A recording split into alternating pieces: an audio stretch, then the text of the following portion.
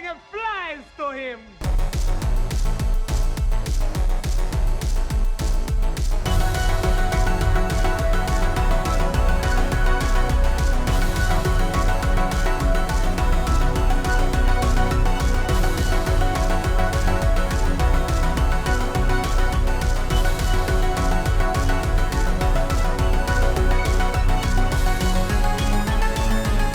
I mean, as much as you can finish Skyrim, I guess. Yeah, true. There's still the DLCs. There's probably a bunch of side quests here and there that you missed. Mm-hmm. So it's one of those games that you can always go back to and find something you didn't finish. Well, there's still a bunch that I have on my list that I never actually finished. But I'm like, I'm done. I just got to a point where I'm like, I'm not going to keep playing this anymore. So Yeah. I finished the main quest, and I was like, okay, that's it. There's two stages of done with Skyrim. You've complete the story and you're done, and you've played it so much that you cannot possibly shoot another arrow from stealth mode. Hey, your beard's getting pretty long. Yeah, I haven't trimmed it in a while. Sure. Are you purposely trying to grow it out, or just I'm lazy? just lazy. Sounds right. Yeah. This is all lazy right here. Same with this. Well, that, and there's no way to get a haircut with this wispy bald crap. You know, my beard has gotten pretty long over here too. Uh-huh. So you'll be able to start curling it. Scratching me. Put beads in it like Jack Sparrow. Mm-hmm. I noticed your hair is one color for a change. You haven't dyed it in a while. I haven't dyed it in like 2 years. I finally cut the last of the bleached stuff from when it was split red and black. Mm-hmm. I finally There it cut that is. off about 2 years ago, which was only like maybe a ½ inch or a $1/4 inch. And I've just kind of left it alone because I just got lazy and didn't bother doing much with it. Because if I wanted color, I'd have to bleach it. And the girl that normally does my hair isn't doing hair anymore. So that means I'd have to find somebody up in OC, which I'm just too lazy to seek out. So long story short, I haven't colored my hair in like 2 years. And I'd like to, but I don't want to deal with the upkeep. I don't want to pay somebody to do it. And the only color that my hair will kind of naturally take that I can do myself is just black, which I'm cool with. But again, I'm too lazy. It took me forever to just cut my hair. Mm-hmm. Yeah, I'm contemplating just taking my electric razor and shaving this garbage off. Mm-hmm. Been debating shaving mine. Tony's been debating shaving his. I think that's the longest I've ever seen Tony's hair, at least in a while. A long while. I think when we first started dating, it got a little bit longer than it is right now, but I've never really seen it recently this long. He usually always keeps it pretty short. Yeah, I think that was the only other time it was ever even this close. Mm-hmm. I think I might have surpassed that length at this point. Yeah, Tony thinks that he actually surpassed the last time, so this might be the longest he's ever had it. If I had a rubber band or a scrunchie. Mm-hmm. Oh, man. But yeah. He's getting a ponytail status. Pretty much, yeah. He just said, like, if I had a ponytail or a scrunchie, he could probably get it all back there. But yeah, he's thought about even just shaving his head, which I'm kind of curious to see. I've never seen Tony with a shaved head. He would look weird as hell with a full bald, but I think he'd be fine with like a 1 or a 2 on the razor. Yeah, maybe a little peach fuzz. Yeah. My mom sent me apple butter that she made. Ooh, nice. I'm eating it with apples. She made me a bunch of fudge and caramels and sent me a bunch of chocolate and shit for Christmas. And it literally took 3 weeks to get here. And it was 2-day priority shipping. Fun. She put it in the mail on the 14th. And we just got it like 2 days ago. Gotta love the new USPS. Ugh. Oh, Hey, well, at least it got here. Yeah, true. That reminds me. Can you send me the recipe, like text it to me or something, for that marshmallow chocolate fudge thing that you make? Sure. I've been craving that like all I was holiday. literally just telling my mom on the phone earlier how I've been craving that and wanting to make it. So it's super funny that you mentioned that. Byron, I make these amazing chocolate squares, and you mix the chocolate with peanut butter and melt it down and mix it in with marshmallows. It's like God, heaven it's so in your good. mouth. It is so delicious. So good. What she said. You guys ready to do this? Sure, just a heads Let's up. do it. In about 10 minutes, my pizza is going to be done, so I'll disappear for a couple of minutes. Your emergency pizza? My emergency pizza, yes. I ran out of beer and I forgot to grab some on the last grocery run. So I have this exquisite refrigerated mini. Oh God, Sutter home. Meg, Oh man, Sutter home. yeah, Meg bought the little 4-pack of these for cooking and then ended up not using them. So she's like, if you want to drink them, fine. That's all we got right now. It's either this Oh man, or like hard shit on top of I've had some bad times on Sutter home. I'm sure I was there for some of them. Oh God, yeah, the giant juice box. Oh God. I think everybody has that mini 4-pack in the back of their fridge that they bought once for making a roast or something, and then they just never used them. I remember hanging with Jaime? Jaime, Monraz. Think so. Smoking cloves and drinking Boone's Farm Oh, God. Oh, Fucking in some Boone's random public park late at night in the dark, like fucking weirdo. You could have Which- just said Mad Dog and just... which park? Where in Rancho? Oh yes, probably somewhere buried in the suburbs of Rancho or Eastlake, maybe. I don't remember. Wow. God. I was so cool at 19. Or whenever. Yeah, I just remember actually might have- just like thinking back to some of the shit I used to do when I was that age. I was just like, what the fuck? What was I doing? Yeah, I try not to think about it too hard because I will, to this day, I'll have random moments in the shower where you just kind of like anytime you're doing a mundane task like that, you're washing up in the shower or doing dishes or folding laundry or something, and then some embarrassing shit from like 15, 20 years ago just slams into the forefront of your brain and you're like, what the fuck was wrong with me? Yeah. I get those right before bedtime. I don't get those during mundane tasks. That's the kind of shit my brain does to me to keep me from going to sleep. Yeah, that too.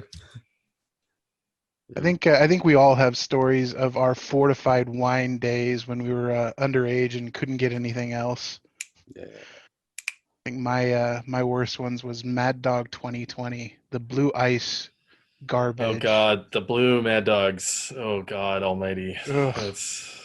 Don't want to talk about that. Well, as listeners of this podcast are well aware, the origins of this show were in a bowling alley bar at 10 a.m. on a Sunday, drinking. Okay, so what, Huh? and why? So the podcast originally started. By the way, everybody, welcome to Getting Off Topic.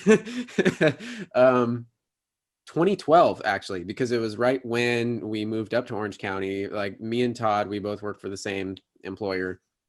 They moved our department up to Orange County from San Diego, and they're like, hey, we'll pay you to move. So we're like, okay. So we all moved up here.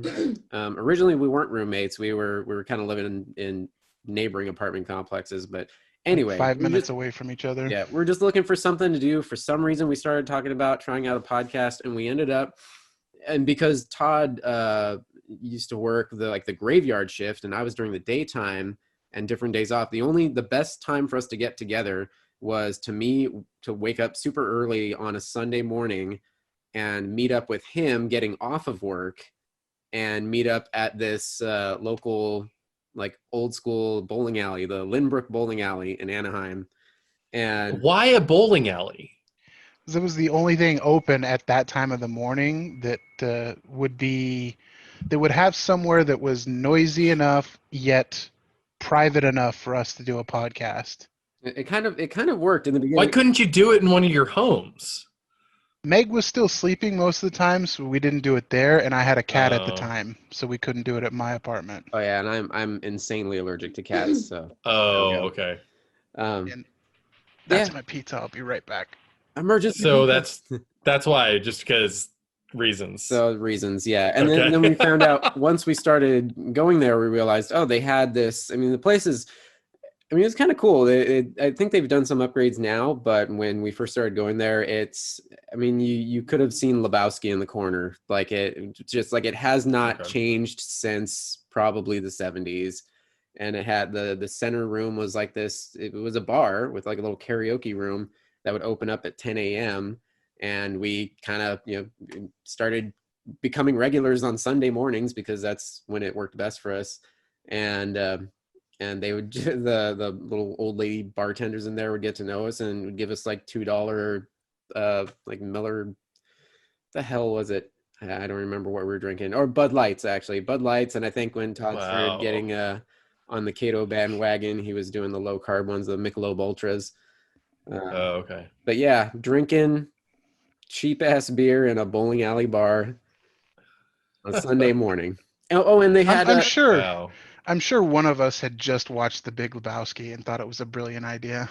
and they did. I remember once we started going, they had that little cafe in the front, and they had a pretty good deal for $10. You could get this little like cheapy Denny's style, like just a greasy kitchen breakfast, eggs and bacon and stuff and toast, and 3 games with it. So we would bowl. Wow. We would have a quick That's breakfast. for $10. Yeah, That's pretty good. yeah. Yeah, So it was a we really would good bowl. deal.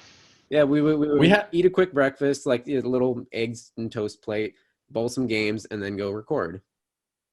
We had an old fashioned bowling alley, just like you described, here in Portland, in the city, up until about 2 years ago, when Target bought the building and turned it into a city Target.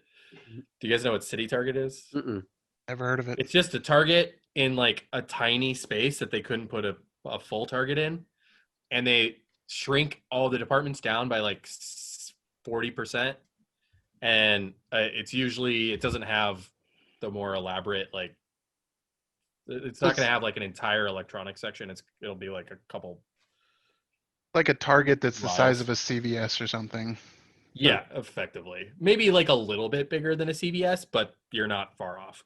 So like there's one in downtown Portland that is in this like really fancy old what used to be office buildings, but now there's like a Target in this like old 1920s style building. When we went, Which is actually across the street from my work, so I go there all the time. But it's just the most awkward thing to have in the middle of a city is just a Target. There's one in Seattle too, but that one takes up an entire city block, so that's not quite the same. But this Target, it's so weird because they kept the original building look and layout, and it still has the bowling like mural on it. So they got lazy during the refurbishment and Well, said, nah, just leave I that think it's up one of there." those things where like, oh, we're not actually bulldozing your culture, and it's like, yes, you very much are. Thank you very much, but the most interesting one of those I saw was in Baltimore, right down by the water. We went out there for a friend's wedding years ago, and they have a giant Barnes and Noble that's built into the what once was a electrical plant, I believe it was, but like an old school one with like the old like smoke chimneys and stuff like going through them. wait, what business was this? A Barnes and Noble. Oh, that's so weird. Yeah, but it's all not like there's any Barnes and Nobles around anyways, but yeah. actually I did actually go to a Barnes and Noble a couple days the day before Christmas. Yeah. Meg's been hearing, actually, and she's been considering going back once it feels safe to be in retail again, because I mean she worked there for like a decade plus and left. 12 years. 12 years. And Was it Barnes and Noble or Borders? no, for her it was Barnes and Noble.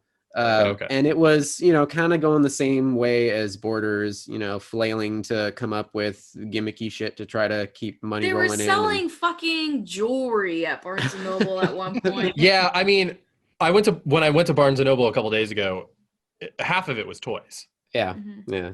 But under the new CEO, apparently, from what she's been hearing from old coworkers of hers who are still there, it's really making a turnaround. This guy apparently turned around the major, like the big box bookstore chain in the UK a couple years back. He took it over and just basically brought back kind of an indie book, like a small scale style and flair to it.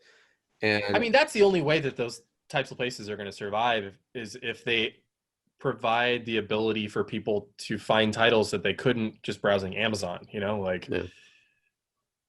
And there's a desire from a certain type of consumer for that type of experience. I mean, it's the same thing that GameStop is going to have to do. I mean, I heard that they're making a pivot into retro gaming, and honestly, that could do it. Retro gaming is huge right now. Yeah.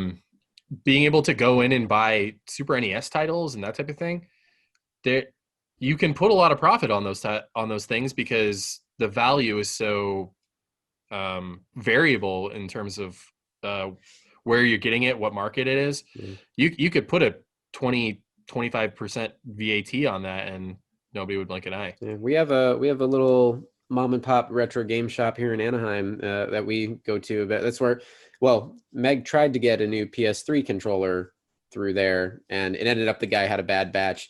But what was I going to say? Oh yeah, you can walk in there and still see some of the top tier games. I mean, Super Metroid on the shelf is still $45. Yeah.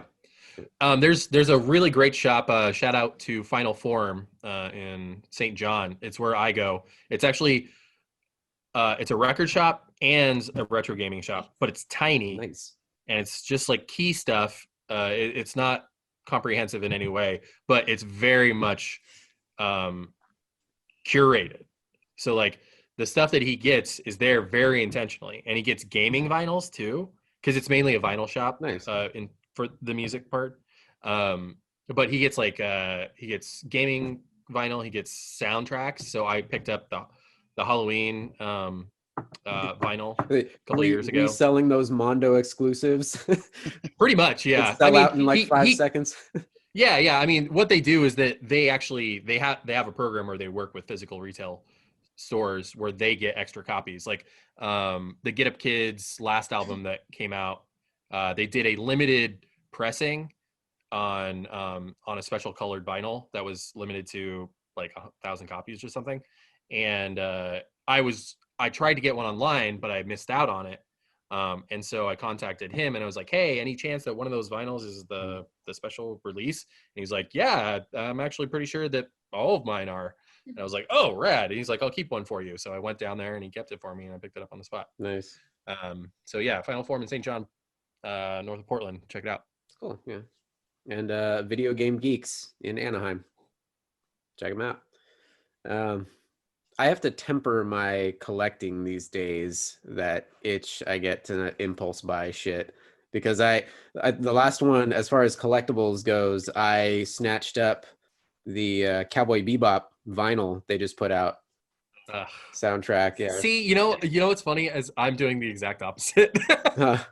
I for a long time, I've never really been a collector. I don't really have a collector's mindset in terms of that feeling of missing out, just because I know you can always just get it later. Yeah. You might have to pay a lot more, but you can get it if you really, really want it. Yeah. And it's that's the dilemma I'm going through right now with some Star Wars figs from the last couple of years of the Black series. Oh yeah.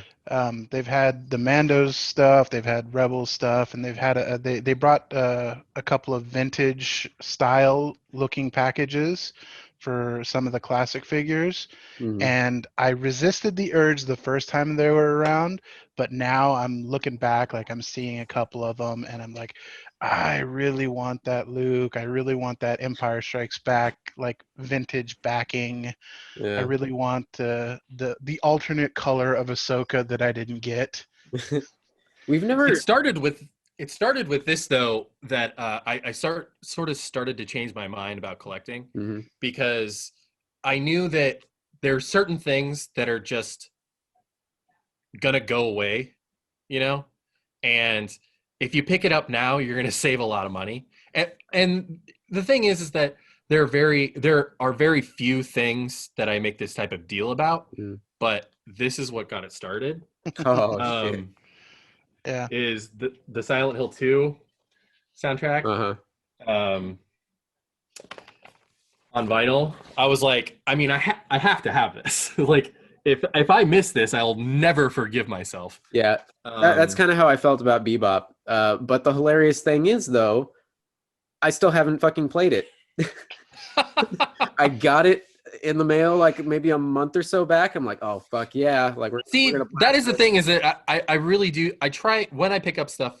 I do make a concerted effort to make sure that I experience it, because I am someone who gets very significant buyer's remorse because I spend so much time. I'm the type of consumer that I spend a lot of time trying to figure out the best way to get something for the best price. Like Yep, me too. probably an unhealthy amount of time Oh, trying to figure out how to get stuff cheap. so And so go ahead. if I don't squeeze every single drop of value out of a purchase, I've somehow wounded myself. And see, So- I'm the person that when it comes to getting toys and stuff, I open the packaging. I Oh yeah. want it, but I'm not like that person This is that open. puts it on a shelf and just dusts it off every once in a while and looks at the packaging. Like packaging No, is no, garbage. Like I am absolutely not that type of consumer. That's why you buy two. You buy one to open and you buy one to display. But see, I'm cheap, Todd. I don't want to buy two of the same thing. Yeah. And we've never been we've got our fair share of like little collectible figurines and stuff, but it's all like little stuff. Like we've never been like a massive like I'm gonna get the Black Series everything, because all that shit's crazy expensive. Mhm. The occasional vinyl of like something that we love, like Bebop, things like that Things here we and there. want to enjoy and open and listen to and play with. Yeah, and we're trying to. Well, Sorry, go ahead. when it comes to gaming, I mean, part of the reason why I've decided that I'm gonna start collecting and gaming again is because I used to have so much great stuff when I was a kid, and I threw it all away, and I hate myself for it. Yeah. And I do end up. I bought an original Xbox on a whim two summers ago, or the summer before last, because there were a bunch of Xbox exclusives, and it was actually I was playing a PS2 version of Marvel Ultimate Alliance, and I was like, why am I playing this version? This version is terrible. There's a much better version on the Xbox. And so I realized that the original Xbox is a fantastic multi-plat system. Almost all of the best versions of all of that era's multi-platinum titles, except for a key few like Silent Hill 2, the Xbox version is inferior to the PS2 version. Silent Hill, Electric Boogaloo. Well, yeah, because the Sony and Konami had a really close working relationship, and so Silent Hill 2 was designed specifically for the PS2 processor, where it wasn't. It was, and so the port for the Xbox was a lazy port. The rest of most multi-plat titles were designed with the Xbox in mind, because it was so close to developing for PC that they could usually use the resources from the PC port to do a good Xbox port. Mm-hmm. I had experience with that, because for the longest time I was looking for Marvel vs. Capcom 2, and yeah, the PlayStation version was garbage. It ran like crap, dropped the best frames. is Dreamcast, but The Dreamcast one was good, but the Xbox one I think was the best. And that sucker, every time I found it, everybody was always asking like 120 to 150 yeah, bucks. easily.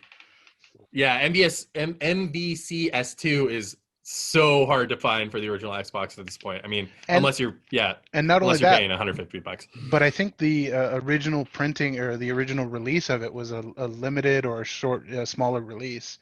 So copies were generally hard to find, even when it was new. Wow. Yeah, I mean, that era of gaming, it was pretty much a dice roll whether or not the version of the game that you were getting was going to be optimized well. I mean, we still sort of have that issue, Cyberpunk. But Oh, it's a bad coffee you got there. But honestly, most ports at this point are usually pretty decent.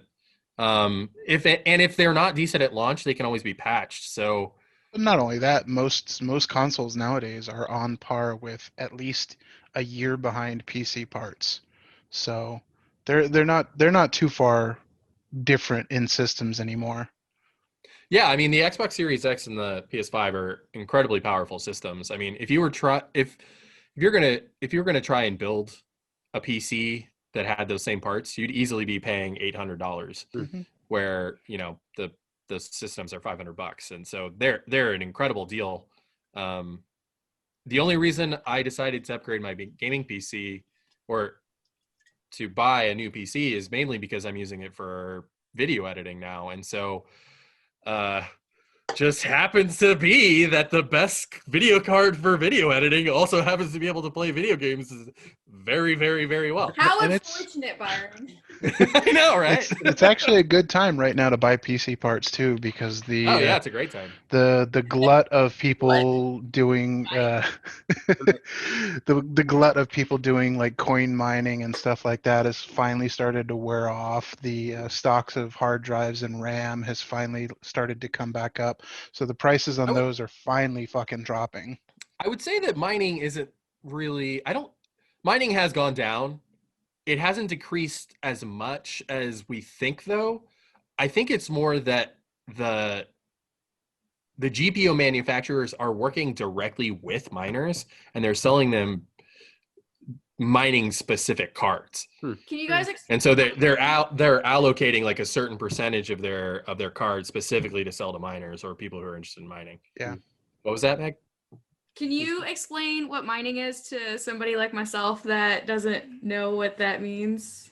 So Bitcoin. I mean, Meg's really Bitcoin. smart here. She's just saying, like, if somebody out there Yes. might not, Like this person right here. for the folks at home. Let's take Bitcoin for example. Bitcoin, you have to dedicate a extreme amount of CPU usage time to essentially decoding for the coins in the very basic sense, and it takes a long time. It uses GPU system, it uses your processor, so like your processor or your system is like running full blast constantly to gain pennies basically, and over time the pennies add up, you get a full coin, you make money off it that way, but it takes forever. And Bitcoin, for example, has been around for so long, it takes longer and longer and longer to mine for a single coin. And it will continue to get longer until all the coins disappear. Yeah. I have But been on that's not supposed to my be for a while. I have been on my investing journey for like the past year and a half or so, and I have try as I may, I still cannot get a grip on Bitcoin and an understanding of it. I've like looked at Well, explainers and everything, and at some point, like, It's definitely like, becoming more really mainstream because more financial services are starting to actively accept it. True. Yeah. So, I mean, it just hit 33 today. Mm. I mean, it's going through one of those yearly large booms. Yeah. Again, Bitcoin has huge jumps and huge had like dips. they had like a split or something not too long ago. yeah, they split it a few months ago. Yeah. Which is maybe it was more than- insane because Yeah. literally like 3 years ago it was worth almost nothing again. Like they had a huge bust about 3 years ago, I want to say, and it went down to like dramatically. 5,000 or 4,000 per coin, and now we're back up to like 30, is it? 33. It hit 33 today. It's ridiculous. Yeah. I personally, I just don't have enough excess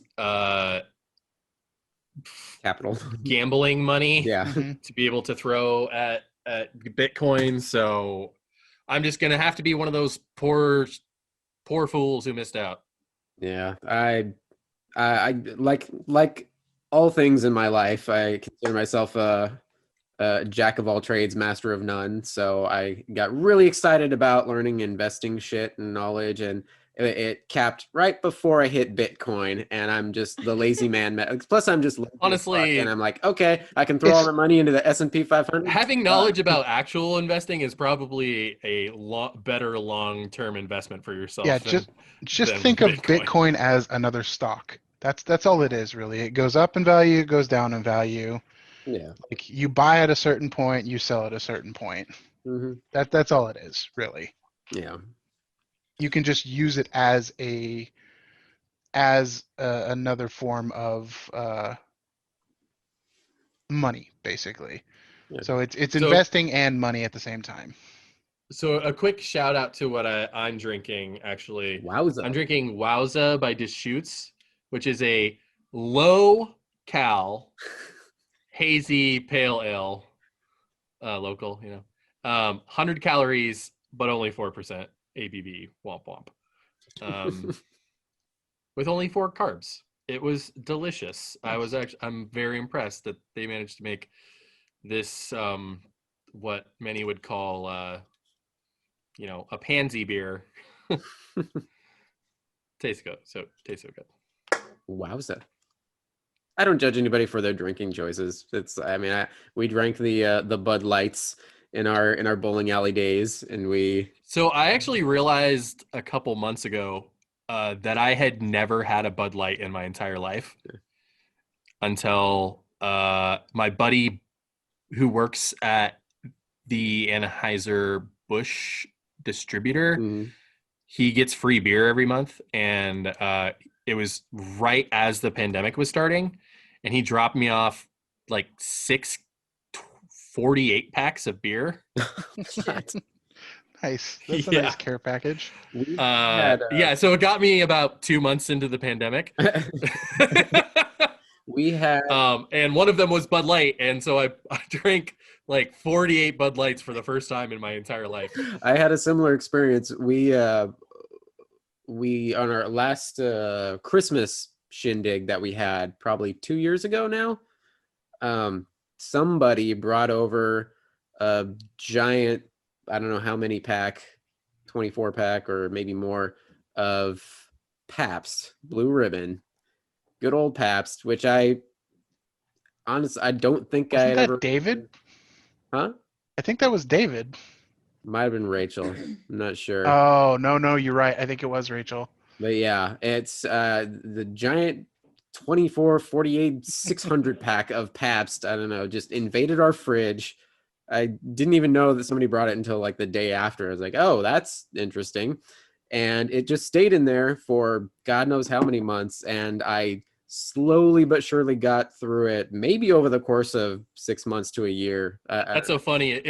If that PBR had been here in Portland, it would have been gone in that day. Yeah. Done, Zach. Well, you know the whole thing about PBR, right? In Portland, Explain. supposedly, I don't know if this is true or not, but it's like one of those local legends. PBR was almost completely defunct in the United States, and then a local bar started serving it at just like these absurd prices, and somebody wrote about it in the local alt magazine, alt newspaper, and then it somehow became this hipster thing out of that one mention in the alt newspaper, and then it blew up as this hipster drink nationwide. That's so funny. And it's all because one bar in Portland started serving it for absurd prices, like 75 cents or something like that. The power of the press. So, by the way, Merry Christmas and Happy New Year to everybody. What did you guys do? How the hell was your holidays? I was stuck in my my cell that I call my apartment, as most people are at the moment. Yeah, sounds about right. We were just here, spent the first half of the day just calling, talking All to of the family. all the family on the phone, and like, oh, so what are you guys gonna do today? Like, well, we're talking to you. uh, That consists of our to-do list. just chatting with my dad and stepmom and everything. Meg's mom's out in Memphis and all that, and then the rest of the day was just, I think, movies and video games, which is pretty much it's been our status quo for the whole year. We caught like half of the Joe Bob Christmas special. Still have to watch the second movie. That was one of the topics I was going to bring up. Was that if I saw an article, they raised $40,000. That's crazy, and I saw that. Yeah, in the auction. Yeah, auctioning off their fun little random merchandise. That's awesome. Yeah. That was pretty much it for us. And as far as New Year's, we traditionally don't really ever go out for New Year's. We don't really want to, we're too old for that shit to go out and we go, hello, fellow kids. Downtown Fullerton is kind of like the hipster college community with all the bars and stuff. Well, I work at a bar, so my New Year's Eve experience is usually a lot different from most people's. Yeah. But I don't usually work the night shift. I usually work the day, so I get off at 8:30. So so last year I took my suit to the bar with me in anticipation of, and then I changed in our grimy, disgusting bathrooms. As people are like pounding on the door, being like, "I gotta puke," But then, in anticipation of going somewhere, fun, but then we ended up just staying at my bar, which that was last year. That was not this year. I was at home with my sister, and we did nothing. Probably most people's story this year. Mm-hmm. Yeah, except for all of the people lighting off the fireworks everywhere around here. We put on hipster dance music that we used to listen to back when we were both, fun. Yep.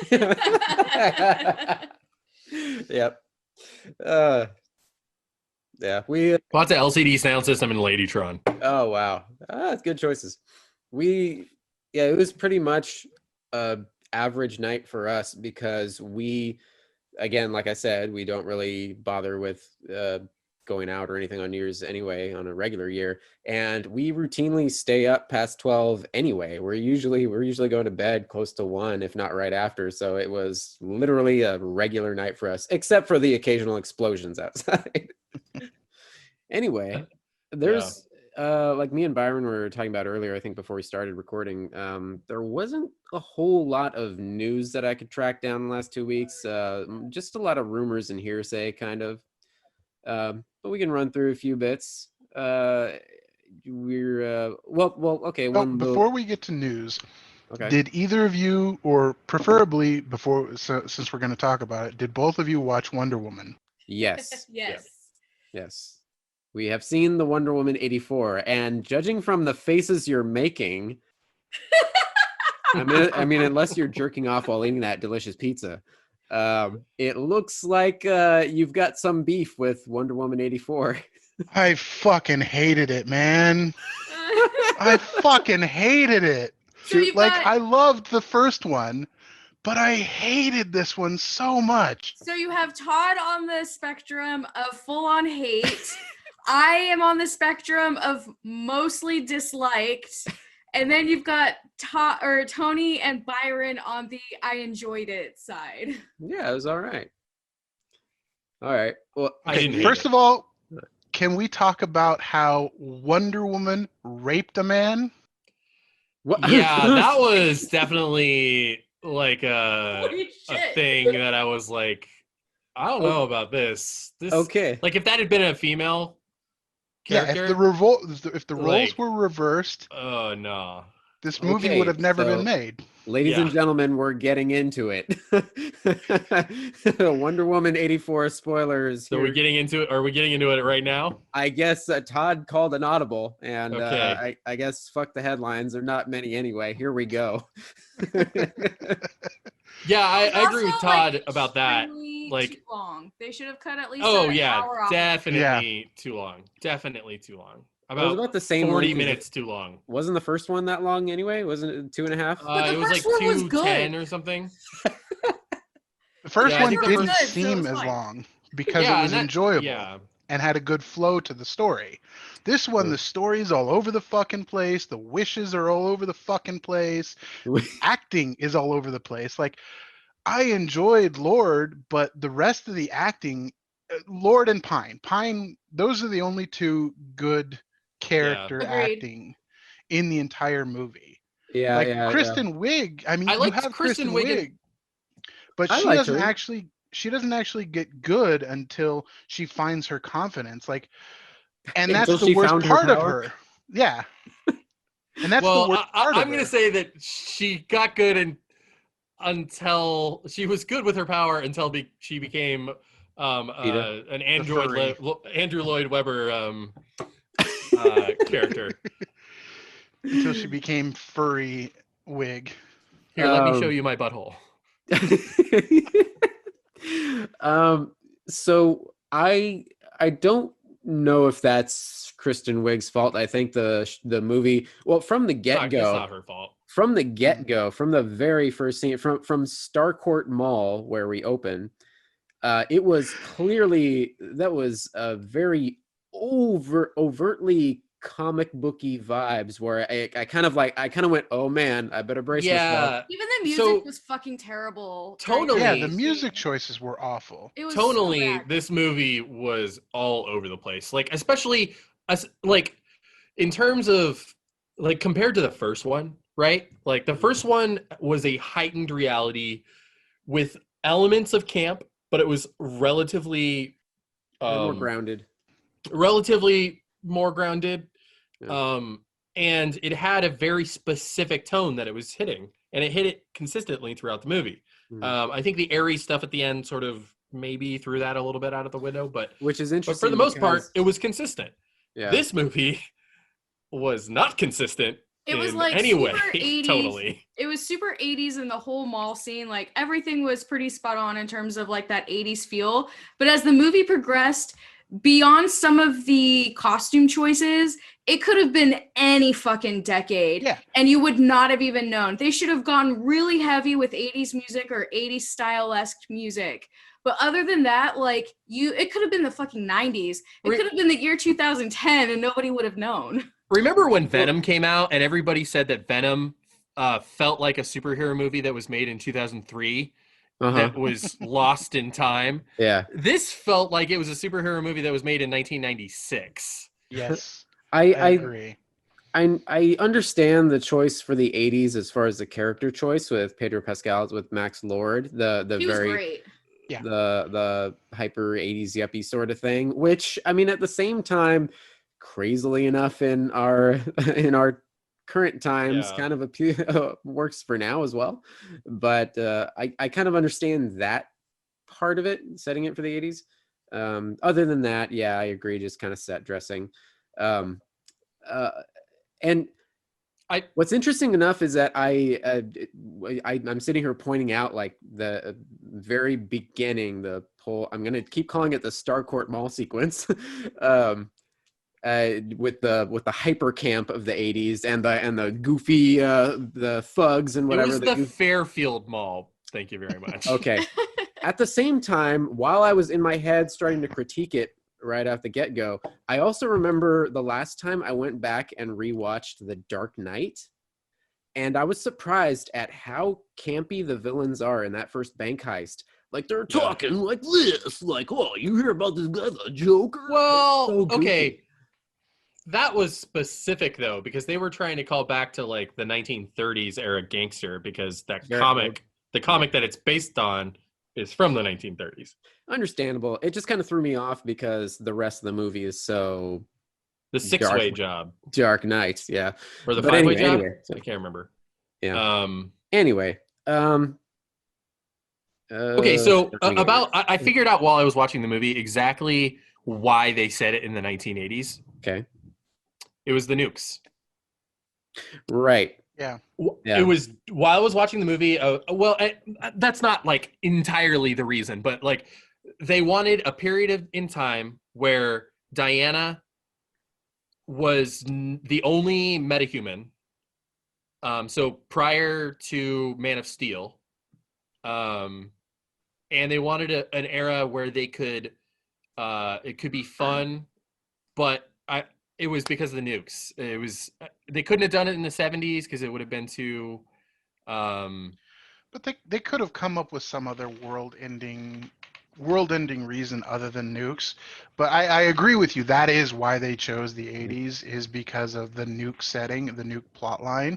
But Yeah. it's just and the oil instability with the Yeah. politics of it and everything. And It also works. 1980s nostalgia is having weirdly another last gasp. Like we should be well into millennial nostalgia right now, but I guess it's coming up. The late 90s, early 2000s nostalgia is like hitting.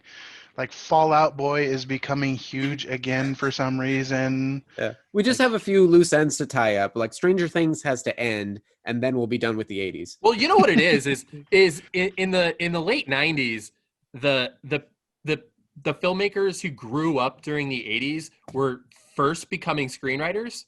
Now they're the heads of the studios. So now they're greenlighting stuff based on their 40-year-old nostalgia. Yeah. And I mean that in terms of the time it's been, not the. Yeah. One of the other things that drove me bonkers about Wonder Woman, going back to the movie, was like regurgitating that old trope of the frumpy woman who's never noticed is like gets her glamour, and of course everybody in the fucking world has to hit on her. Like, it just drives me bonkers that they still do that shit.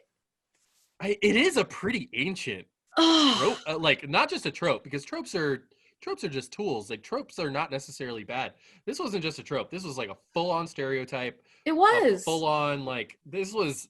It made me wonder, like not wonder, but it made me second guess who wrote and directed the film. I was like, did a bunch of guys write this? No, it's a woman. Why is she doing this shit? Well, and it's not even old hat for superhero movies. I mean, we pretty much get this same exact plot line in a superhero movie every 3 years. Of course. yeah, Like watching it, I was like, we're doing Catwoman again? And she literally becomes a cat? and Iron Man 2 movie. like hashed over this with Iron Man hitting on Black Widow the entire time. Yeah. And then you had Electro in The Amazing Spider-Man 2. Yeah, it just fucking movie. it just bothered me seeing that again. I think the reason they tried to do that is to make the scene where she finally blows up and gives the dude internal bleeding from trying to hit on her and then grabbing her. I think that was the point of doing all of that garbage with both her and Diana's character. Ugh. It still is gross. I will understand. Go ahead. Sorry, I understand there is some power in those moments, and I did kind of appreciate a few of those. Like, and that's a tribute to Kristen Wiig's acting mainly. But at the same time, yes, it does rely on very old school tropes. Like, I mean, it's not just superhero movies. Like, it's like it harkened back to fucking year 2000 teen movies. Like, the star quarterback is not going to ask you to the prom until you let your fucking hair down and take off those stupid glasses. Like, it's so. Our friend Shannon pointed that out too. She's like, why the fuck is it always like when the woman finds her power and is finally considered like attractive or like just worthy of society, she has to take off her ponytail and let her hair down? Like, why is that the thing that is just unacceptable? It's. And then on the complete flip opposite side, I think the best scene in the whole film was the very opening scene with young Diana doing the trial. And yet that scene had nothing to do with the rest of the film. Supposedly the studio told them to pick either the 1984 mall opening or the Themyscira opening, and that they couldn't have both. And Patty Jenkins went out of her way, like put her professional like reputation on the line to keep both. Well, I think they could have And- scrapped them all, and Looks like the studio heads were right on this one. yeah, they could have scrapped the mall scene, and it still would have been a functional film. I saw they tried to kind of ham-fistedly tie it together with some sloppy dialogue about that, you know, because she cheats, basically trying to finish the trial and gets stopped by General Princess Buttercup, and she sort of words it as like cheating would be not truthful. You're not telling the truth. That's a win built on lies, and that's, you know, against what we believe in and everything. And that sort of translates to the wish element of the storyline, the major plot. Really, like, wishes are lies, essentially. That's funny, because I feel like wishes are the opposite of lies. I feel like wishes are the truth. Yeah, I guess it's like wishes is truth.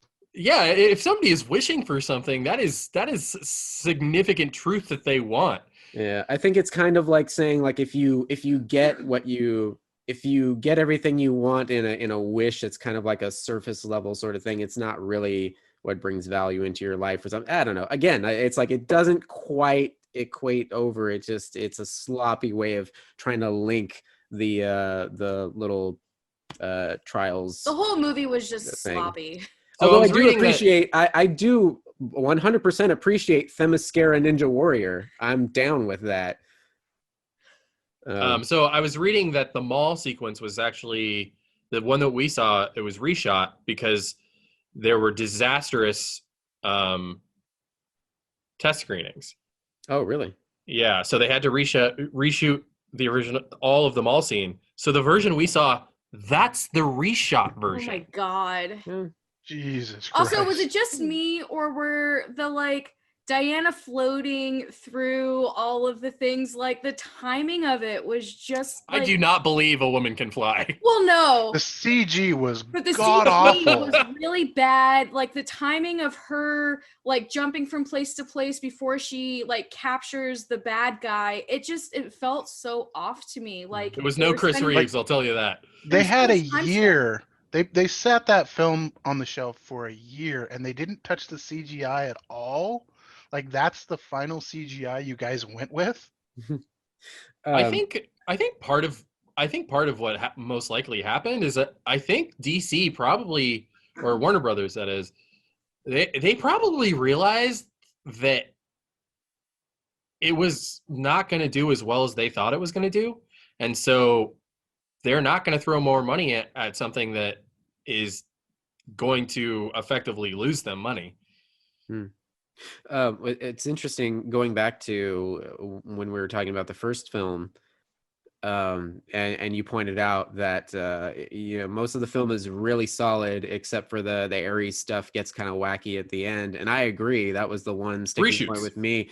Well, yeah, Patty Jenkins actually appeared on I believe it was Mark Maron's podcast recently, and was actually speaking about that and saying how that was the one part of the film that the studio heads butted in on. The original ending was much different. Ares was not going to be a part of it, and they pushed and made her go back and change it. Like, no, we need our big splashy CG fight for the end, you know, because that's what superhero movies do. I definitely will not be the first person to defend studios, because they have fucked so many movies up beyond recognition that. But they're also putting how many of these out a year, and these blockbusters movies specifically have very specific types of beats that they have to hit, or the public will turn on them. Yeah. Also, we have to remember Patty Jenkins hadn't directed a movie in a really, really long time. She was supposed to direct Thor, but that never happened. Backed out or of Thor that 2. one. What's that? Yeah, she backed out Thankfully of that for her one. sake, she backed out of that one. I mean, I don't know. I think she could have done a good job with it, but Yeah, she talked about that too on Marin's podcast, how it was she realized very, very wisely, she realized like they're trying to tell a story that I don't think I don't think I can make that work for them. So I am bowing out. Good luck to them, but I'm not going to be a part of it. And I don't want to be the woman director that wrecked a Marvel hero movie. But now we have WW84. Now, all this nitpicking aside, I will still say I thoroughly enjoyed it. I do appreciate, much like if you recall, Guardians of the Galaxy 2 initially got, I guess Did you not didn't like it. I actually not really like appreciate it. it. I appreciated that it did something a little bit. It had a slightly different tone than all the superhero movies that we were getting. You know what was different about it? Huh. He directed it. What, James Gunn? Mhm. And he didn't direct the first one? Nope. Or no, he did. He directed the first one. He didn't write it. He wrote the second one. He didn't write the first one. I flipped it. All right. Or he co-wrote the first one? What was Nicole Perlman? She wrote the first James one, Gunn? and then he wrote the second one. She helped with story stuff, but he wrote the second one. Okay, gotcha. My point being, you can kind of write it off and be cynical as like as far as Wonder Woman 84 is concerned about being hokey and overly cheesy and corny and whatever. I kind of appreciate the things that they did differently. It as opposed to the run-of-the-mill superhero movie formula where we just get to a point where we have a big splashy CG fight where the bad guy gets killed or I don't know, sent to prison or whatever. It's they really made it a point to go out of the way to humanize the villains in this story. I mean, whether you liked or didn't like ultimately like the cheetah CG splashy fight, Dude, I really she flies appreciated. on lightning. Like, what the fuck? Oh yeah, she So- lassos lightning. Let's not She forget that. lassos lightning. Well, Tony, I have a thing about like what I think there's an expectation that audiences have now for what I'll call the premier franchises. So like Batman, Wonder Woman, Superman, X-Men, Cap, Iron Man, etc. So like the premier franchises for the various superhero movies, there's a certain expectation of tone that those movies require Yeah. that is not shared by something like Ant-Man or Deadpool, or say, I don't know, if they ever made like a Booster Gold movie or something, that would not share the same sort of expectation of tone. It's the exact same reason why Venom was so weird and awkward, is because no one was expecting Venom to be a comedy. And it was. And so when people go into a movie like Wonder Woman 84, especially when the first one was so not explicitly campy for extended periods of time, Right. it's very much, especially with the Themyscira opening, which was not really that tone at all. Mhm. It's a huge tonal whiplash for the audience Right. to see the types of camp that we haven't seen from a premier superhero movie since Batman and Robin. You know, Mhm. Yeah, I understand. And again, I totally agree. The tone kind of whiplashes all over the place in this film. And ultimately there's just a whole lot of camp. What I was trying to get at more is, as opposed to the formulaic superhero film that just kills off the bad guy, there's a much more hopeful tone in here, which I actually appreciated that. which tracks with Wonder Woman. It's more Mhm. humanizing, it's more empathetic. It's she's all about saving people. The fact that Maxwell Lord didn't die despite all of the heinous fucking acts that he committed is pretty impressive, and I appreciated it. Yeah, and Kristen Wiig in shoddier direction and writing, Kristen Wiig's character would have immediately got her wish, got a taste of that like aggression or whatever or power, and just flipped the switch and grew a twirly mustache, and I'm bad now. But she was still very human throughout. She was still helping Diana like figure out the mystery of this rock and everything. And it was only once she was confronted with like the reality of, oh shit, I'm gonna have to go back to being meager me. Like that could have been DC. That could have been DC flexing their muscle, since both Cheetah and Maxwell Lord are like anti-heroes in the comics at some points. Like it could have been DC being like, well, we can't have them be explicitly evil because we want to use them in Suicide Squad bajillion, you know? Yeah, that's another thing that Meg pointed out was in the closing montage of the entire world taking back their wishes. No fucking way that's happening. Yeah, no, yeah, not a chance. I am not giving up my winning lotto numbers. Fuck that. But no, you don't. I don't care if 2 billion people have to die. That lady is already dead on the floor of that shop. Like, how do you unwish that?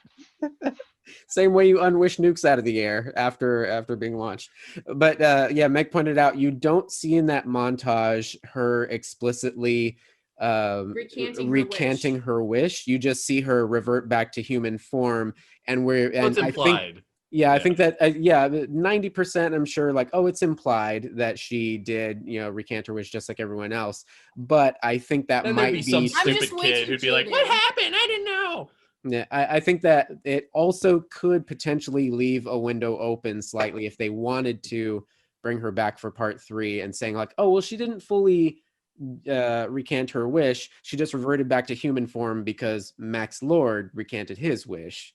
I don't think Max Lord is going to be back. I don't think, because I think they already hinted that he had severe medical issues before he even became the Stone. So him having, he kind of kept saying, "Bring me my vitamins, bring me my supplements, or whatever." But he didn't like start fucking melting until the wishing happened. True. Yeah. But but I bet if anybody, they would maybe try to bring back. I'm gonna get into like comics stuff here a little bit, because I will say that I'm a little disappointed. I actually really liked Pedro Pascal in this. Oh yeah. And I thought his moment when he was going for his son was actually the most touching moment in the entire film. Yeah, for sure. He was probably one of the best things of that film. Yeah, was easily. his acting. But in the comics, Maxwell Lord is a dramatically different character, and I was a little not annoyed. I was a little disappointed to see that they didn't really touch on any of his comics stuff at all, because, I mean, in the comics, Wonder Woman snaps his neck. Like literally just crack.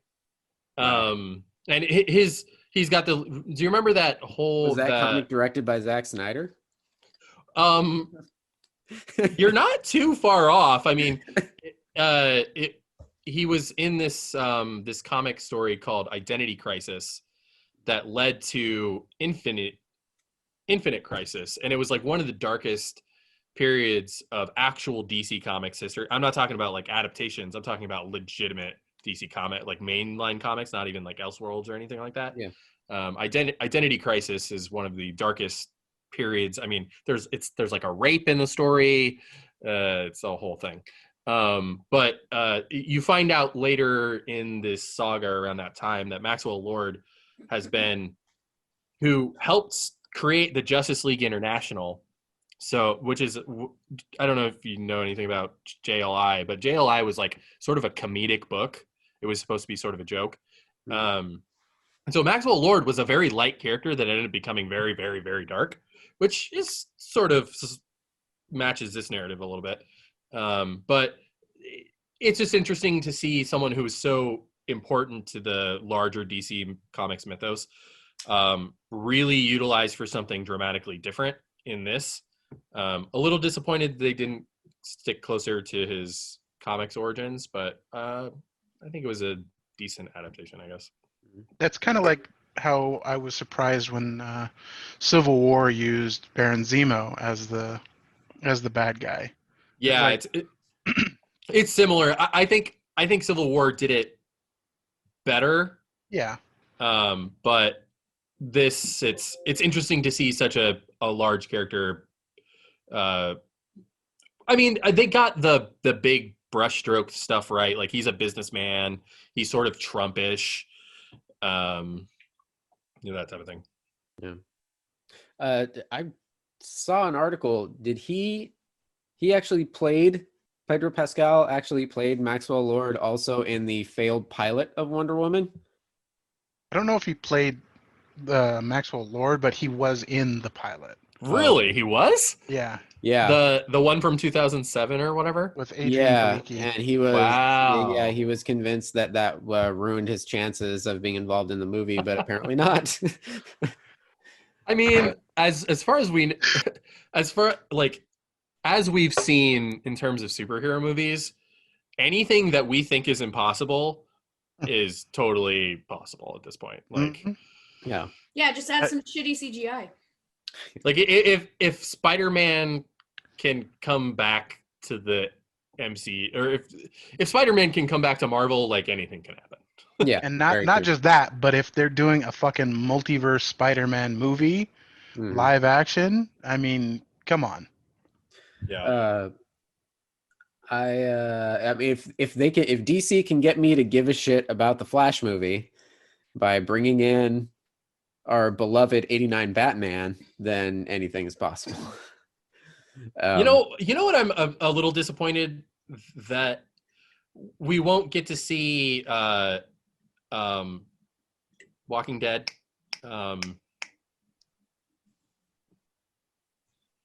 What are you doing? I'm hitting a bat over Punisher? my head. Oh, Jeffrey Dean Morgan. Oh, That we won't get to see Jeffrey Dean Morgan as Flashpoint Batman. Oh, because in the Because comics, supposedly that was the original idea. because in the comic was that- storyline, Thomas Wayne becomes Batman in an Becomes Batman. alternate universe. Right, Yes, right. because after the death of Bruce, he and Martha Wayne become Batman and the Joker, respectively. Right. Spoilers for a 10-year-old comic. You son of a bitch. Yeah, and supposedly that was actually the original plan, was that the DCEU was always going to lead to Flashpoint, Mm. and that Thomas Wayne was cast with Jeffrey Dean Morgan as with Zack Snyder's ideas of him becoming Flashpoint Batman, which actually, when you think about it, I would have loved to see that. I do not like Zack Snyder's movies other than Man of Steel and the Dawn of the Dead remake. But he did some things that are interesting. Mm-hmm. And I think Justice League, I'm actually a little bit excited to see it because I just sort of want to see what he was going to do. Yeah, me too. And there's already been reports that Warner Brothers is basically like they're letting him have his fun there, but beyond that, there's no plans. It's a dead end, yeah. Yeah. But I mean, we already got Man of Steel and Justice League, Man of Steel and Batman vs Superman and Justice League, so that just give him his trilogy and let him finish the whole thing. Yeah. Because I mean, the alternative is that we're stuck with the Justice League that we got, and Yeah. Well, in other interesting Batman news, I'm still really curious about Pattinson's take, or Matt Reeves' take, I should say, along with Pattinson. There's been some reports in this past couple days. British tabloid The Sun was saying that Matt Reeves has been really riding Robert Pattinson hard. He's been riding him hard. Yeah, They're forcing him to do like the Hitchcock thing, like 50 takes for a scene. There were reports a couple months ago that they were having issues. Yeah. But Around when the trailer came out, actually. you have to take the source in consideration. The Sun is a garbage rag. The Okay. Sun and the Daily Yeah. Mail are two of the worst sources you could possibly get when it comes to entertainment rumors. That's You true. know, I would say it'll probably get quashed by the studio. They're gonna probably be like Kith, but because I mean, no one's going anywhere. Yeah. Like Pattinson's not going anywhere. Matt Reeves isn't going anywhere. They have spent way too much money on this iteration for one of them to drop out. So they're going to have to get over it. And the reason I don't think it's unreasonable that this is true is because Pattinson is absolutely the type of actor who would have issues with a tentpole movie. I mean, by the time he was done with Twilight, he hated it. He wanted to have absolutely nothing to do with it. And I love his work. I've seen a lot of movies of his that I really, really, really like. Dude, The Lighthouse. The Lighthouse is incredible. And High Life was great. And the adaptation of the J.G. Ballard novel that he did was fantastic. Or no, it was Don DeLillo, not J.G. Ballard. Anyways, he's a great actor, but he also looks like, and from what I've read, someone who would be incredibly hard to work with sometimes. Yeah, maybe he's just one of those guys. He's like, okay, I've been through the ringer of the giant tent poles, and I'm not taking that shit anymore. Like, I mean, probably has enough money to walk anytime he pleases. So he probably, once he starts smelling shit in the air, he probably does get difficult because he's like, hey, I don't need to be here. I mean, again, this is all us just guessing about what goes on behind the scenes. But I read I think it was a GQ article this summer that in the interview, he was pretty much just like, oh yeah, I don't like working out, and they're telling me to work out, and I'm just not going to. I was like, how did you get hired to do this movie? You're Batman. I get it. I mean, the whole article, he was joking about how he was just refusing to work out, and it was causing issues. In the article, he said that it was causing issues, and I was like, dude, this recorder is recording this, right? Yeah, I mean, if you're, again, this is all just guessing from the outside, but it's like if you sign on for this shit, like, you should be all in. Like, I mean, you're gonna be fucking Batman. Yeah, you can't sign up for a superhero film and not sign up for the superhero diet. Yeah. I mean, well, and you know what it is that at this point, these franchises are supposed to have so much clout as movies now, as they're supposed to be Oscar winners at the same time as they're supposed to make $1 billion. So they have to sort of ride this line between who is someone that is a good enough actor that can give it an air of gravitas, but also we can tell them to do whatever the fuck we want and they'll do it. Right. Yeah. And so it's the Venn diagram of that, like, it's a very small, yeah. Yeah. Especially what people who haven't already been hired by Marvel. Yeah. You gotta hire somebody like I remember listening to a podcast a few years ago with Malcolm McDowell. And time is the fire in which we burn. Yeah, he's been around for fucking ever, but he has said yes to a litany of just random shitty movies, like just and not shitty movies like Tank Girl. Yeah, like Tank Girl, and and the interviewer brought it like to attention. Malcolm McDowell, he gives no fucks. That's what you need. That's what you need. That's who fits in that Venn diagram. The center is somebody who just gives no fucks. They've been around long enough. They're like, yeah, whatever. I'll say yes to a bunch of that. Malcolm McDowell is. I remember him saying like, oh yeah, I've been in a lot of crap, and he just starts laughing hysterically. He just owns it. You know, that's who you need. You know who else is in Tank Girl? Naomi Watts.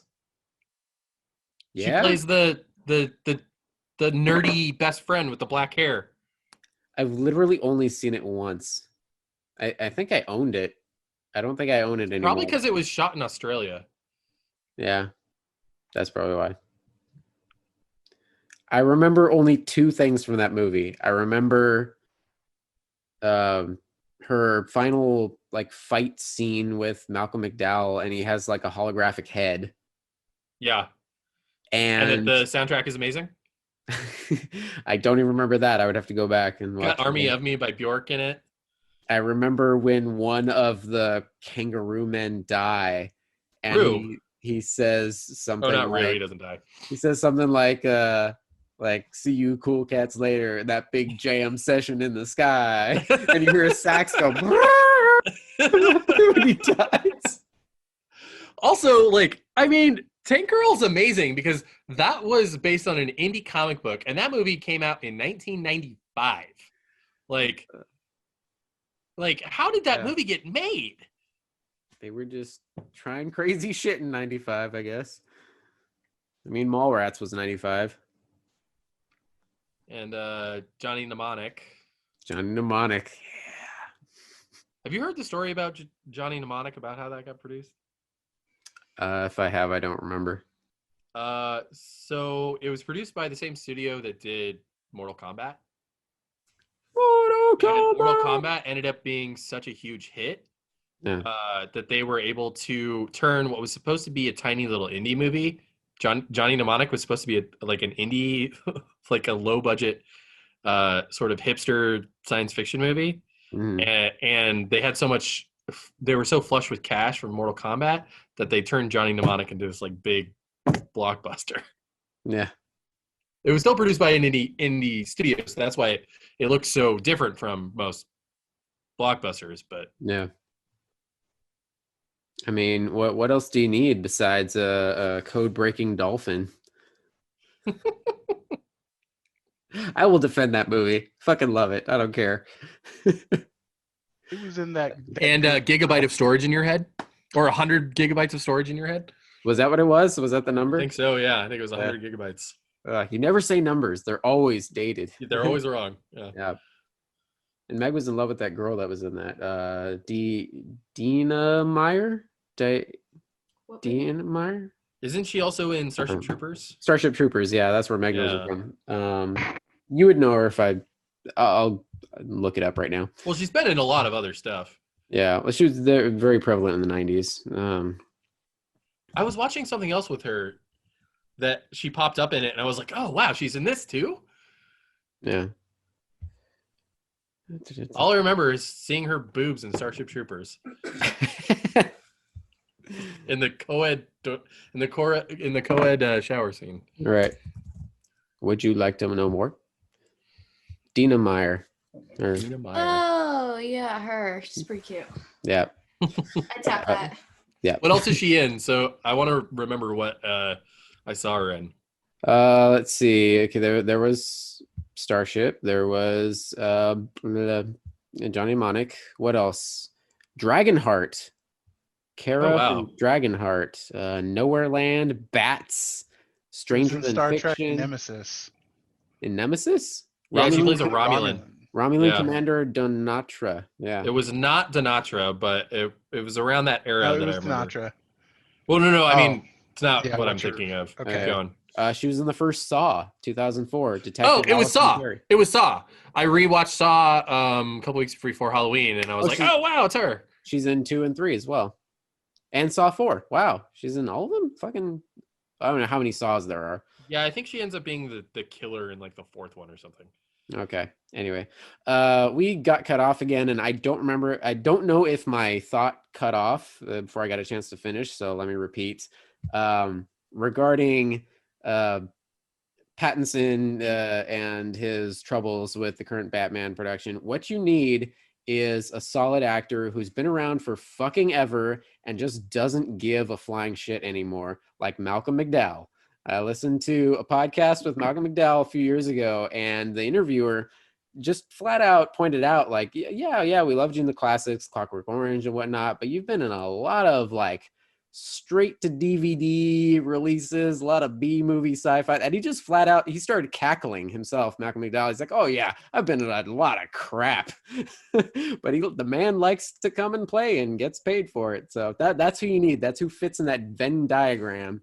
But of course, you need a younger guy for Batman, unless you're doing. I think an the old very Batman first story. thing I ever remember seeing him in was Star Trek Generations. Yes, yeah, Mine was Clockwork Orange. Time is the fire in which we burn. yeah. What does that mean? That doesn't mean anything. Oh, it's just it doesn't matter. You just need his accent saying crazy shit like "Give my regards to Oblivion." You know, a lot of people hate that movie, and I still to this day, I have a very soft. It has a warm place in my heart. I guess they hate joy. It was the second best next gen film. I think it fits perfectly. It really has that next gen vibe. It has both vibes, branching from the original series to next gen, which was exactly the point. Well, I've read a lot of stuff about the production of it, and Ron Moore and Brandon Braga, who wrote First Contact, also wrote All Good Things. They were writing them almost at the exact same time, but they were putting a lot more effort into the finale because it was happening first, and they needed to get it right because it was the finale to Star Trek. Yeah. And so when they started writing the movie, they were like, "Oh crap, we also have to write this movie." Oh. And that's why All Good Things is considered like one of the best like finales of all time, and Generations is just I definitely like Generations. Generations and First Contact will always be near and dear to my heart. First Contact is amazing, but the best Star Trek movie ever made is Star Trek 6, The Undiscovered Country. I will take that to my grave. I liked it, but I'll have to go back and rewatch. I'm about due for a rewatch of the movies. You haven't read Shakespeare until you've read it in the original Klingon. Guess who's coming to dinner? I personally loved Star Trek 3 because they gave me Chris Lloyd as a. Oh, you mean the one with the whales? As a Klingon? No, that's number 4. Number 4. Man. Oh, sorry. Yeah. Get your shit together, Byron. Oh. Oh no, yeah, Cruise, Captain Cruise. Yeah, there you go. Getting back before we get to further down the line here, Meg reminded me I do have to give Wonder Woman props for the chemistry between Chris Pine and Gal Gadot. I fucking loved everything in between, especially the stealing the jet and everything. The moment where she's explaining, oh yeah, by the way, fucking radar is a thing. And they'll be able to track us anywhere. Well, will they shoot at us? Well, shit, Diana. That was great. Yeah. So, as someone who's flown airplanes quite a lot, when they got in that jet and just started climbing in altitude, the first thing I thought was like, that is not a pressurized cabin. Like, they are going to pass the fuck out in about 10 seconds. Like, and a 2-seat trainer at a museum is totally going to be fueled up and ready to fly. Yeah. Across the fueled, Atlantic Ocean. Yes, to get to Cairo, fully fueled. Yes, these were the few unbelievable things in this movie. I mean, lassoing lightning. Come on. Well, I mean, the superhero stuff. Have you tried it? That's right, you haven't. So the superhero stuff, people can suspend disbelief, but when you come to something that's real and has actual physics and reality to it, that's when people can't suspend their disbelief as much. Also, how the hell is he having been dead for like what 40, 50 years, all of a sudden knows how to fly one of these newfangled planes. Yeah, I mean, that Come was on. another thing that I was like, there's no way that would be like giving someone who used a computer in the 1960s with a punch card a laptop. A Microsoft Surface Pro. Yeah, exactly. Like, All right. Going back to Batman, fun things about Batman. As of January now, HBO Max is upgrading their library as far as DC goes. Batman, the animated series, and Batman Beyond have now joined HBO Max, along with, I think they have most of the DC animated movies. Yeah, I was browsing there. I saw the Batman Samurai movie. I saw The Killing Joke. so this is a little bit of a bittersweet announcement for me because I subscribe to DC Universe. Oh dear. Well, it actually wasn't that bad. It was an interesting service because it had all the television and movies and stuff, which there wasn't a lot, but it had Batman the Animated Series, and it had a selection of DC animated films, but not close to enough. Mhm. But then they added comics, and I've been wanting a DC Comics subscription service for like 15 years, 20 years almost, because I've been a Marvel Unlimited subscriber since I was like, I don't know, 18, 19 maybe. And DC has never had a subscription comic service. So it looks like that DC Universe had to die for HBO Max to live. Mind you, they split them off into separate services. So they really only just got rid of the streaming video aspect of DC Universe, and they kept, which is sort of what I wanted to begin with anyways. DC So that's DC Universe was the hero Gotham deserves, but not the one it needs right now. Not the one it needs right now. No, definitely not. No, HBO needs their content wars to happen. So, speaking of comics, you kind of perfectly dovetailed into what I was gonna, switch gears into as far as the world of comics. We were talking last episode. We're heavily reminiscing about Firefly, like us 30-somethings fucking do. Oh, they announced that new Firefly comic. That's right. Yeah. Well, first off, I didn't even know there was now an ongoing. Oh, great! Yeah, the Greg Pak series, dude. It's great. Yeah. So I have like several of the initial comic runs that they did that were just like a bunch of prequel stories, which were great. But now they have an ongoing Firefly series, which is now the Greg Pak series. I was collecting it monthly for a while, and then I stopped checking my pull list. Yeah. So first off, they're coming out. They're at about issue 25 or so. Oh wow! Which they are now going to be actually continuing past the movie as far as the continuity, and which is what everybody's wanted for fucking ever to begin with. And furthermore, they just announced a spin-off series, which I guess in real time it'd be almost 20 fucking years 20 later. years later. Yeah. Featuring Wash and Zoe's daughter Emma. Yeah. Now grown up. She's supposed to be like 26 now or something. Something like that. She's now grown up herself, and she's piloting Serenity. I wonder if Zoe is still alive.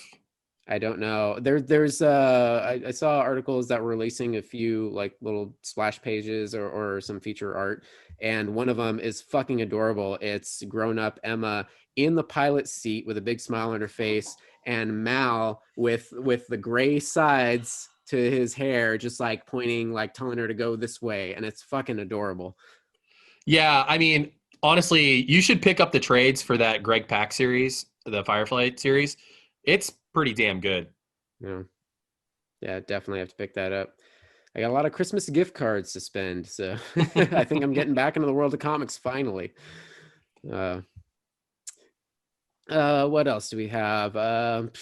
Random little bits of news that Furiosa prequel Prequel? was announced. I think we talked about that before. They actually have a date for it now. I think that's coming 2023. That's going to be featuring Anya Taylor-Joy as young Furiosa. Meg, wipe the drool off your mouth. But she's so hot. We still have yet to watch. Meg is not wrong. No, I know. We still have to watch The Queen's Gambit. I know everybody is freaking Yeah, out. I haven't seen it yet either. Yeah. What else? Well, she played Magic, didn't she? She played Magic in New Mutants. Yes, she was in New Mutants. She was? Yes. Oh, But it took forever for them to come out with the film. I Got still haven't watched it. the like mutant magic sword. Okay. I don't know. It comes out of her arm. Okay. Anyways, it's a thing. Yeah. What else? What else we got? Random bits of randomness. There was reports that Marvel is developing a Ghostwriter show. They've tried Well, that already, and Working on, yeah. I liked it. I liked their take the Agents of Shield version. Agents of Shield. Robbie Reyes version was awesome. Yeah. Well, supposedly they were trying to get that as a spinoff, but then floundered. Marvel Yeah. TV collapsed. Yeah. So Yeah, but there was new reports this past week or so that they were saying they were looking for a very mature Ghostwriter series for Hulu. So that's interesting because combined with the other rumors about Ghostwriter that we've been hearing recently, do you know the ones that I'm referring to? No. Those rumors are that the Marvel role that they have been trying to get Keanu Reeves involved with for a long time, the first one that really clicked for him was Ghostwriter. Oh, because I remember earlier this year there was again repeated reports about bringing him back for Constantine. Well, that's DC. Yeah, of course. But supposedly Marvel has been trying to get him for a long time, and talks have been speeding up in the last 3 or 4 years, and specifically in the last 2 years, they've been speeding up their talks with him, and that they offered him roles in the Eternals, and he turned those down, and supposedly the one that really interested him was Ghostwriter. And so if that combined with the TV rumor is true, I don't know if Marvel would waste Keanu on a movie or on a TV series. I personally don't see it as a waste, but Yeah. you know, they're I have setting a up Midnight Suns. I have a motorcycle and a flaming skull head. What do you do? This was a cool little bit of, again, it's not really like news. A lot of the stuff, the headlines this past week has been rumors and hearsay. yeah, the last week of December is not a lot. Yeah, it's not good really like official announcements bits, going yeah. on, but I would love to see this. Daphne Keane, actress who played X-23 in in Logan, is expressing great interest in crossing over with Deadpool 3.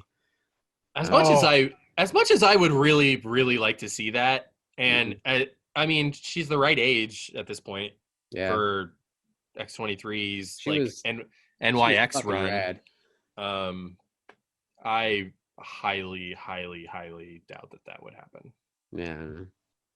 Because we haven't seen anything from the mutants in so long, and I almost guarantee that Marvel's take on the mutants is going to wipe everything clean.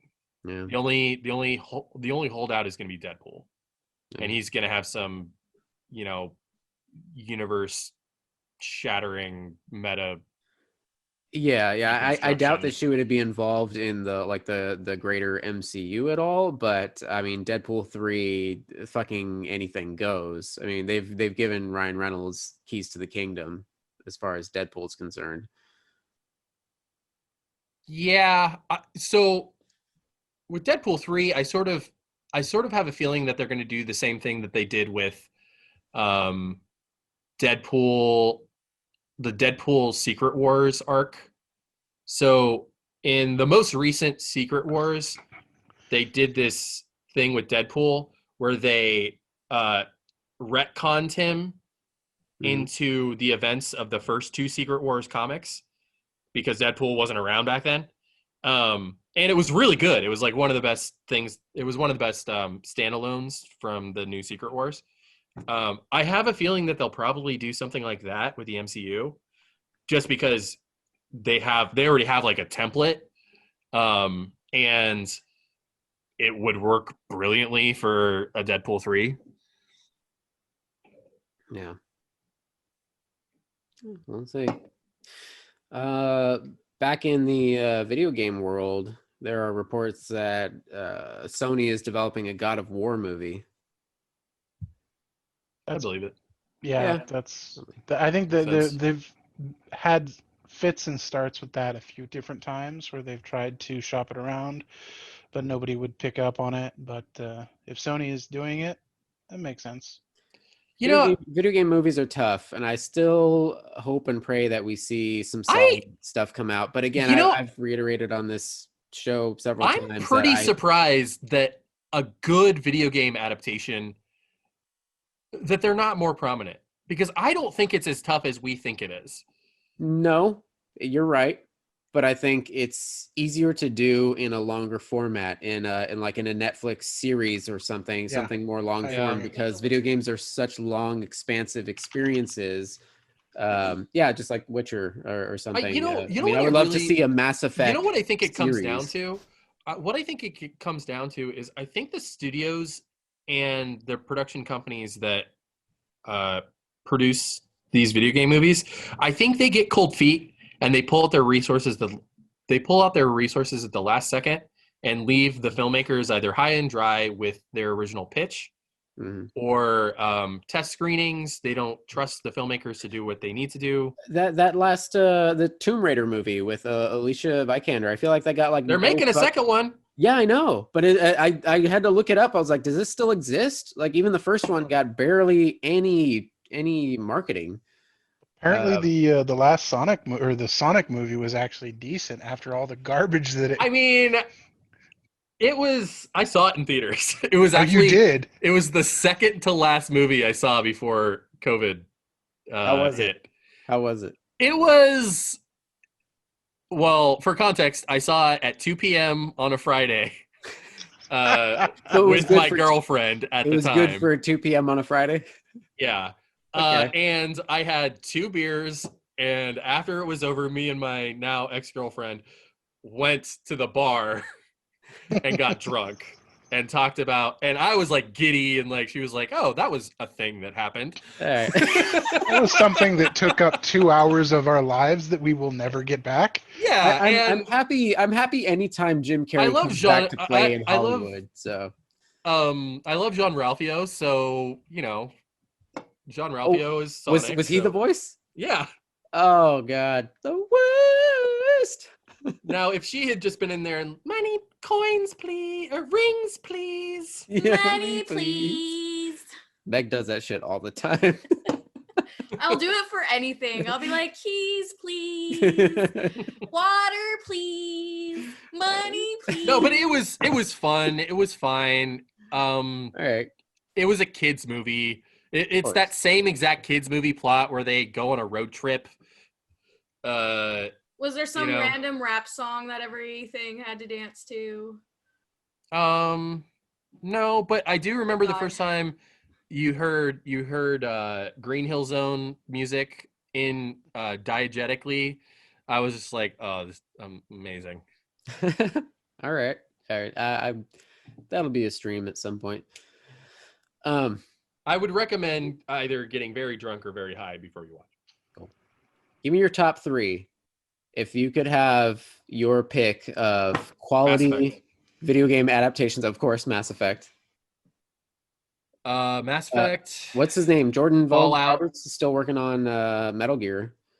Yeah, I mean, that's definitely up there. That's not my top 3, but it's probably Mass Effect, Fallout. Fallout would be fucking rad. Yeah, for sure. I'm surprised it hasn't already happened, honestly. Zelda? Zelda? Actually, Zelda. Probably Zelda. Like good, amazing, like fantasy adaptation, like anime show. Good Or like throwback Lord of the fantasy. Rings. Todd, style. Todd, what did you say? I'm surprised any Bethesda title hasn't been made into a movie. Like Yeah. any of them. Honestly. Fallout is such a rich fucking universe. That's gotta. Well, did you guys ever watch Nuka Break? Oh yeah, Yeah. yeah. Nuka Break was great, and Yeah. I mean, that era of making fan films is sort of over. The guild era. Well, mainly because too many of them have gotten slapped with cease and desist letters from that yeah companies. for sure. But yeah, I mean, Nuka Break was it. You could make a Fallout TV show.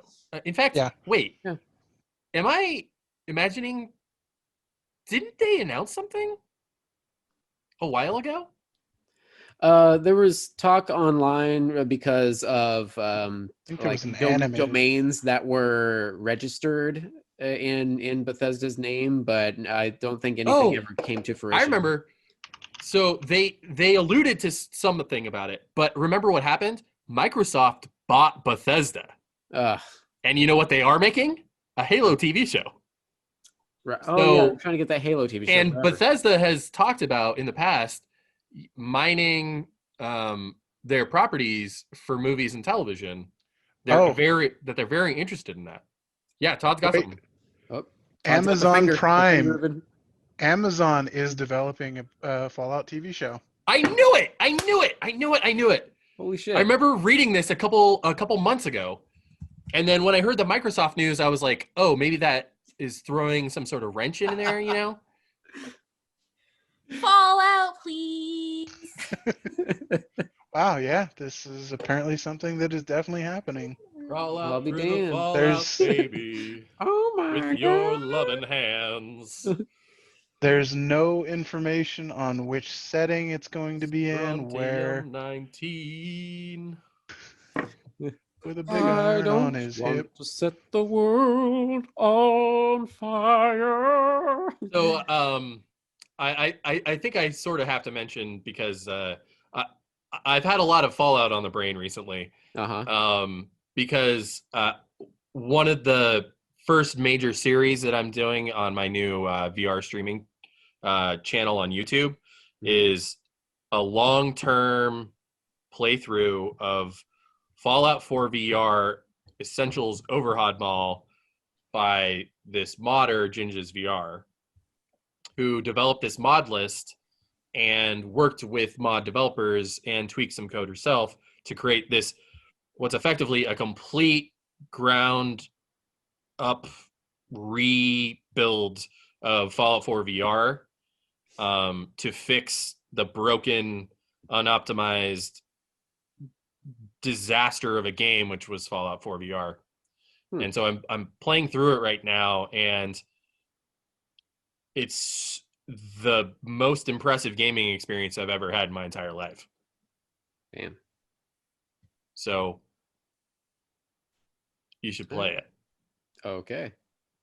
Duly noted. VR is on my list, so I think that's when I end up getting a VR rig. That's probably when I'll do another playthrough of Fallout 4. The biggest issue with this mod and with Fallout 4 VR is that Fallout 4 VR is by itself effectively unplayable, and this mod is one of the most difficult and time-consuming mods I've ever tried to install. It took almost an entire day. Part of that was my own fault, but it took a way too much prodding to be able to get it going. And then when it did start, it took almost an entire day to install. Jeez. So it's one of those things where, like, if you want to have one of the most impressive gaming experiences of your entire life, you're going to have to spend about a day modding a game to be able to do it. The only real one last bit of Fallout TV show news. This might be a boon to some people, and some people might see this as a death nail. The writers of Westworld will be handling this. Oh, that's right. That was the news. That was the news. Because it happened like right at the beginning of the quarantine. So it got lost in a lot of crazy stuff. Yeah, Jonathan Nolan and his wife Lisa Joy tackling the Fallout TV show. So if you liked Westworld, you're going to love this. If you hated Westworld and couldn't follow it past the first season, you're probably not going to like it. I really loved Westworld for 1.5 seasons. I loved what it was doing up to a point where it just felt Muddled. like it was like, let's overcomplicate things just for the sake of overcomplicating things, as opposed to being like adding to the story, adding value to the story. It just felt like, well, we've gone down this road and let's just kind of like you appreciate early Tim Burton, like, ooh, wow, cool, interesting, and bats and spiders and shit. And then over time, he's just like, well, we don't have any more story to think up, so just throw more bats and stripes and spiders and skeletons at them. Let's see what happens. That to me, that's what Westworld became as far as the overcomplicating shit. And then season 3 just became a cyberpunk TV show. I still haven't even watched season 3. I mean, you're not missing much. Honestly, it was one of those things where the beginning of season 3, I was so hyped up and excited because what I would say was, I was like, this is pretty much just like a cyber, and I don't mean the property cyberpunk. I mean, it's like a cyberpunk genre TV show, which it pretty much is. And then I got about 2/3 into the season. I was like, oh, I get it. This sucks.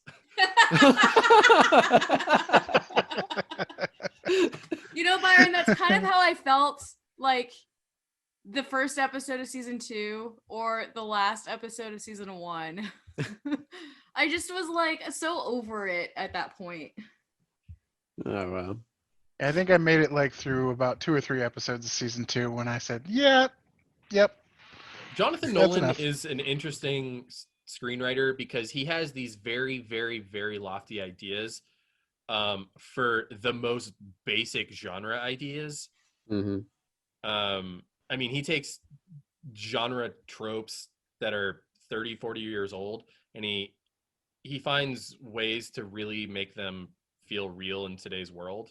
I mean, he wrote The Dark Knight, so that's, part of it. And then he did, but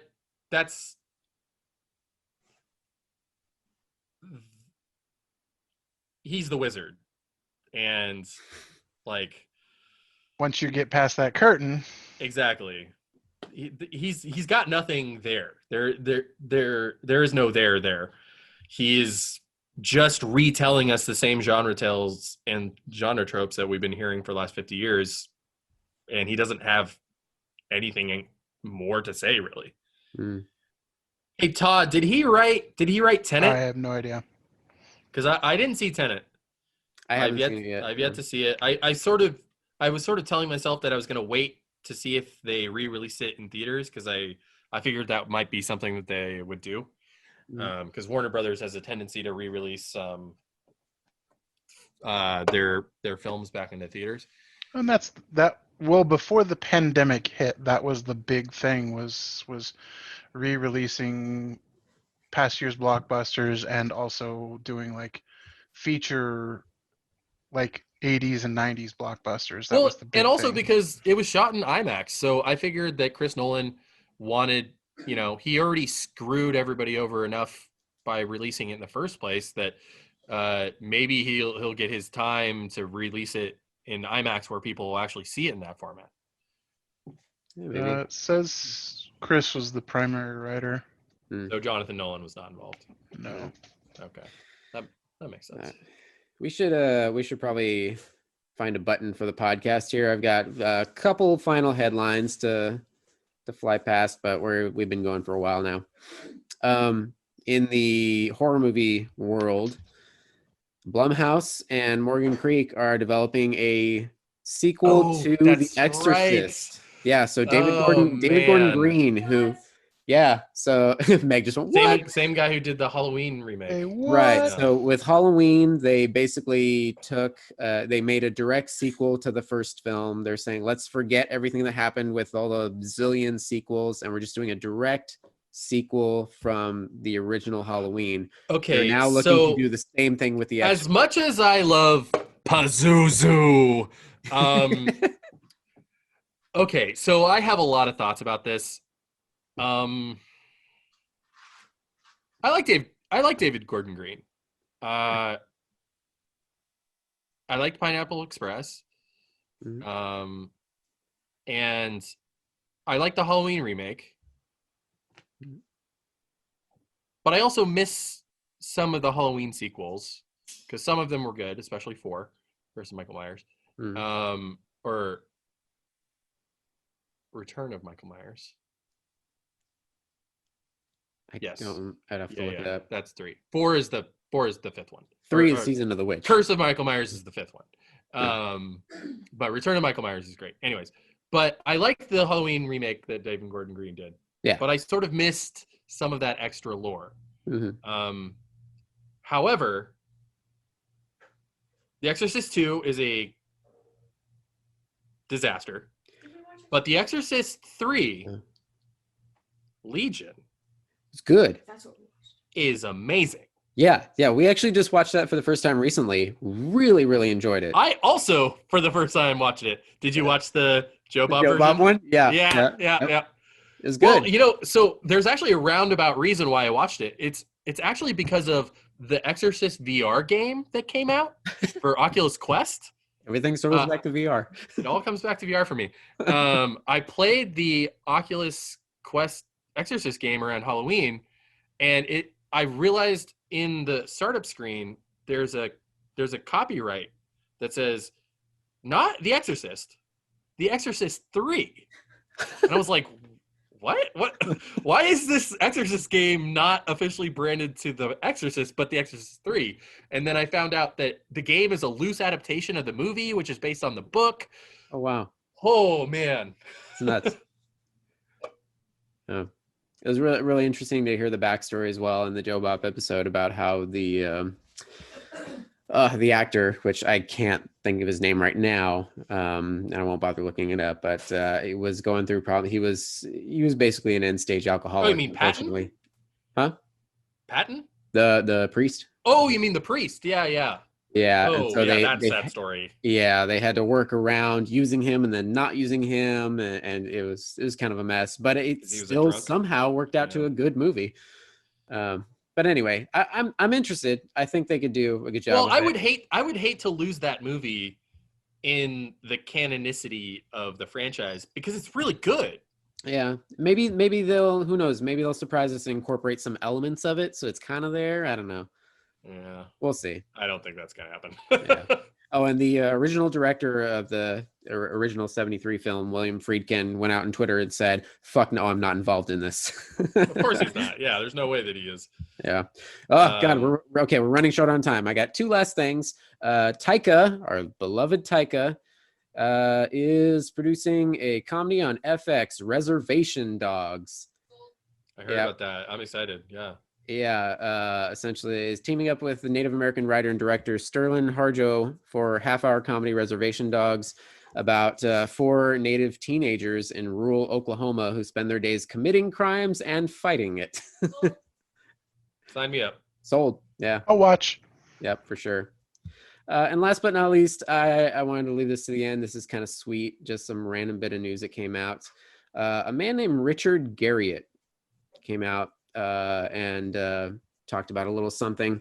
One of the first private citizens to travel on the space station. Oh, he's also... Huh? He's not... I mean, continue, but I mean, he's not just some guy. Oh, okay, Yeah. sorry. Yeah, so 2008, he managed to smuggle James Doohan's, Scotty's, ashes aboard the International Space Station. And he's kept it a secret apparently until now. Tony, do you know who he is? Sorry, I did. Todd? Go ahead. No, go ahead. He's probably one of the biggest video game creators in the world. Oh, okay. I wasn't aware. Sorry. All right. But yeah, so I guess he kind of revealed, yeah, by the way, 12 years ago, I managed to smuggle Scotty's, James Doohan's ashes on the ISS, which was kind of touching because apparently Doohan's son, Chris, thanked him for smuggling his late father's ashes aboard the ISS. He said it's like space was really one of his great loves, and he always kind of he said apparently before he passed, like it would be great to be out there, and so he is, yeah, which is pretty cool and heartwarming, yeah. But yeah, I had no idea about what did he do in video games? He created Ultima, and that's Ultima Online. like Yeah. Okay. that's like one of the biggest fantasy franchises for video games. It started fantasy video gaming basically. Lord Garriott. All right. Yeah. All right, we got a minute until Zoom cuts us off, so we did it. Thank you for joining, guys. This is Tony. All right. This is Todd This is Byron. And Meg. Meg getting a snack in the kitchen. Snacks, please. Meg in All the right, kitchen guys. again. Yep. We'll see you next time. Stay frosty and Happy New Year. Happy New Year. Adios. Woo.